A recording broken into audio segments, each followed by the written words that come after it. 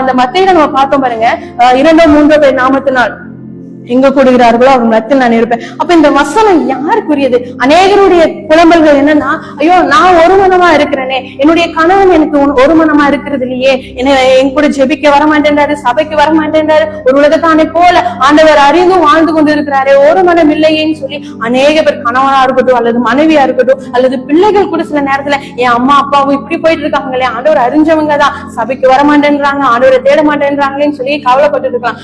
சிலர் அந்த ஜெபத்திலே விட்டு என் கணவனோட என் குடும்பத்தோட ஜெபிச்சாதான் ஜெபம் போல அப்படின்னு சொல்லி அந்த ஜெபத் இதனாலேயே பிரச்சனை வருது. நீ ஜெபத்துக்கு வா, ஜெபிக்க வா, என் கூட வா, சர்ச்சுக்கு வான்னு சொல்லி அவங்க ஒருவேளை வரல அப்படிங்கும் போது அங்க ஒரு பூகம்பமே வெடிக்குது. நான் என்ன சொல்ல வரேன் அப்படின்னா, 2 3 பேர் உங்களுடைய ஆவி ஆத்மா சரீரத்தை ஒருமனப்படுத்தி அவருடைய சமூகத்துல நீங்க உட்கார்ந்து ஜெபிக்கும் பொழுது நீங்க என்னென்ன காரியங்களுக்காக அவருடைய சமூகத்துல நிக்கிறீங்களோ எல்லாவற்றையுமே அவர் செய்ய வல்லவரா இருக்கிறார். ஒருவேளை கணவன் ஒரு மனம் இல்லையா, மனைவி ஒரு மனம் இல்லையா, குடும்பம் ஒரு மனம் இல்லையா, நீங்க ஒருமனப்பட்டு ஆண்டவருடைய சிந்தையை நீங்க பெற்றவர்களாய் அவரோடு ஒரு மனம் ஆகும் பொழுது, தனித்து நீங்க ஜெபிக்கும் பொழுது ஆண்டவர் பெரிய காரியங்களை செய்ய வல்லவரா இருக்கிறார். எனவே தேவன் அன்பானவர்களே, நம்மளுடைய ஆவி ஆத்மா சரீரத்தை தேவனுடைய சமூகத்துல அடக்கி ஒருமனப்பட்டு தேவனுடைய சமூகத்துல நாம் நெருங்கும் பொழுது தேவன் பெரிய காரியங்களை செய்ய வல்லவரா இருக்கிறார். ஒரு மனமாய் நாம் கூடி தேவனுடைய ராஜ்யத்தை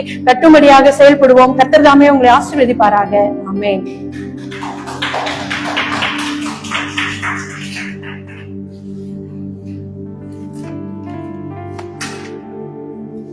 Praise God. Hallelujah.